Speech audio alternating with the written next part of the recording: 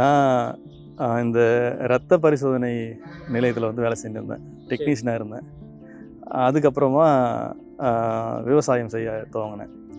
விவசாயத்தில் முதல்ல ரசாயன விவசாயம் தான் வந்து செஞ்சுட்டு இருந்தேன். ஏன்னா அப்போ எனக்கு இயற்கை வழி விவசாயத்தை பற்றி தெரியாது. அதுக்கப்புறமா ஐயா நம்மாழ்வார் ஐயாவை பற்றி கேள்விப்பட்டு அவரோட போயிட்டு அவர்கிட்ட பயிற்சி எடுத்துக்கிட்டு அவருடைய அனுபவங்களெல்லாம் வந்து கற்றறிஞ்சு அதுக்கப்புறமா இங்கே இயற்கை வழி விவசாயத்தை துவக்கணும். எந்த கட்டத்தில் வந்து விவசாயம் இருந்தவர் பனை விவசாயியா சூழல் பனை வாழ்வியல் பனை சார்ந்த தொழில் அப்படின்றது வந்து எங்களுடைய குலத்தொழில் அது. ஆனால் நான் சின்ன வயசுலேருந்தே வந்து பனையிலேருந்து விலைக்கு வைக்கப்பட்டேன். எங்களுடைய குடும்பத்தாராலையும் என்னாலையும். நான் கூட வந்து இதை விரும்பலை இது. ஏன்னா இதில் இருக்கிற நெருக்கடிகள், இதில் இருக்கிற நான் நேரடியாக பார்ப்பேன். ஒரு சின்ன வயசு ஒரு போலீஸ்காரர் வந்து ஒரு வயசில் மூத்த இருக்கிற எங்கள் தாத்தா வந்து அசிங்கமாக பேசுகிறது, மரியாதை இல்லாமல் நடத்துறது, இதெல்லாம் பார்க்கும்போது எனக்கு இது மேலே ஒரு வெறுப்பு. அதே போல் கல் அப்படின்னாலே வந்து அது வந்து ஒரு தடை செய்யப்பட்ட பொருள், அது இறக்குறதால தான் இவ்வளோ சிக்கல்கள் அப்படின்னு சொல்லிட்டு அதை வெறுக்கக்கூடிய ஒரு நபராக தான் நான் வந்து வளர்ந்தேன். அதுக்கப்புறமா இந்த இயற்கை வழி வேளாண்மை இதெல்லாம் வந்து ரொம்ப சிறப்பாக போயிட்டு இருந்துச்சு. நான் வந்து உள்ளூர் வியாபாரத்தை இல்லை உள்ளூர் வர்த்தகத்தை தான் நான் வந்து முன்னிலைப்படுத்துவேன். இப்போ என் பொருள் வந்து எங்கேயும் வெளியில் போகக்கூடாது. என் பொருள், என்னுடைய காய்கறிகளாகட்டும், என்னுடைய அரிசியாகட்டும், என்கிட்ட விளையிற விளைபொருட்கள் எல்லாமே வந்து என் ஊர் மக்கள் சாப்பிட்ணுன்னு நினைப்பேன். அப்போது ஓப்பன் மார்க்கெட்டில் என்ன விளைவிக்குதோ அதை வந்து எங்கள் ஊர் மக்களுக்கு கொடுப்பேன். இயற்கை வழியில் விளைஞ்சாலும் உள்ளூர்லேயே விற்பனை ஆகிடும். அது ரொம்ப தன்னிறைவாக ரொம்ப அமைதியாக போன வாழ்க்கையில் வந்து ஒரு பெரிய வெள்ளம், அது தொடர்ந்து வந்த ஒரு பெரிய வறட்சி, இதுதான் தலைகீழ மாற்றுச்சு. நிலத்தில் இருந்த கிணத்துல இருந்த தண்ணியெல்லாம் ஒன்றுமே இல்லாமல் போயிடுச்சு. அதுக்கப்புறமா விவசாயம்ன்றதே வந்து ரொம்ப நெருக்கடியான ஒரு சூழல் வரும்போது அப்போ தான் வந்து நமக்கு நிலத்தில் இருக்கிற பனைமரங்கள் கண்ணில் பட்டுச்சு. 2017 2017 அதுக்கப்புறம் தான் இந்த பனை சார்ந்த வேலைகளில் திரும்ப வந்து வரோம்.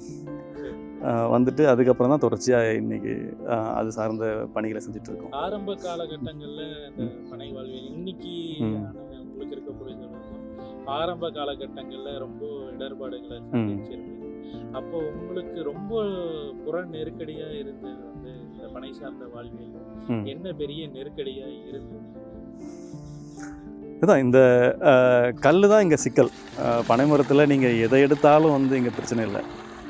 பதநீர்லேருந்து கருப்பட்டியோ இல்லை நுங்கு பனங்கிழங்கு எதை நீங்கள் எடுத்து வர்த்தகம் பண்ணாலோ இல்லை வந்து அதை வந்து பயன்படுத்தினாலோ இங்கே சிக்கல் இல்லை. கல்லுன்ற அந்த ஒற்றை பொருள் தான் இங்கே வந்து பனையிலிருந்து பனையரிகளை விலக்கி வச்ச ஒரு பொருள், ஒரு பானம். அப்போது அதை இறக்கும்போது எங்கள் ஊரில் போலீஸுக்கு லஞ்சம் கட்டிட்டு தான் இறக்கக்கூடிய சூழல். அப்போது அந்த லஞ்சம் கட்டும்போது கூட போலீஸ் வந்து பனையரிகளை அடிக்கிறது, அவங்கள துன்புறுத்துறது, அசிங்கமாக திட்டுறது, பொய் வழக்கு போட்டு சிறையில் தள்ளுறது, இது தொடர்ச்சியாக அது நடந்துகிட்ருக்கு. இதை பார்த்து நமக்கு இந்த பொழப்பே வேணாண்டா சாமின்னு சொல்லிட்டு வெளியேறணும்னு முடிவு பண்ணிட்டேன். எங்கள் அப்பா, எங்கள் அம்மா, இல்லை எங்கள் தாத்தா, இவங்க எல்லாமே வந்து இதெல்லாம் உனக்கு தேவையில்லை அப்படின்ற முடிவுக்கு வந்தாங்க. இருந்தாலும் வந்து இதை நம்ம இயற்கையோ இல்லை கடவுளோ ஏதோ ஒரு ஆற்றல் வந்து நம்ம திரும்ப இங்கே கொண்டு வந்துருச்சுங்க. பனையரிகளுக்கு வந்து இருக்கக்கூடிய தற்போதைய அரசியல் சூழ்நிலையில் இருக்கக்கூடிய பெரிய சவாலா எதை நீங்க பார்க்குறீங்க? இங்கே பனையரிகள் அப்படின்ற அந்த சொல்லையே இங்கே அரசும் சரி மற்ற யாருமே அதை பயன்படுத்துறதில்லை, பனையரிகளை தவிர. பனையரிகளும் இன்றைக்கி வந்து பனையரிகள்ன்ற வார்த்தையை கொஞ்சம் கொஞ்சமாக அதை மறுத்து இன்றைக்கி பனை விவசாயிகள், பனை தொழிலாளர்கள் அப்படின்ற அந்த சொல்லை வந்து பயன்படுத்த ஆரம்பிச்சிட்டாங்க. இதை தான் நான் பெரிய சவாலாக பார்க்குறேன். முதல்ல பனையரிகள் அப்படின்னா அவனுக்கான அந்த அடையாளம் வேணும். முதல்ல அடையாளத்தை எழுந்ததுக்கப்புறமா வேறு என்ன இங்கே இருக்குங்க?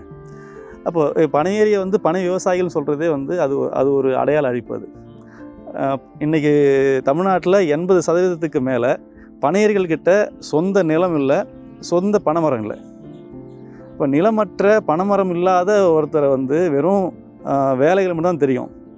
அவரை வந்து பனை விவசாயின்னு சொல்கிறதுல எந்த விதத்தில் பொருத்தமாக இருக்கும்? அது ஒரு சாதிய குறியீடுகளுக்குள்ள போய் சிக்கிக்கிறதா அப்படியெல்லாம் ஒன்றும் கிடையாது.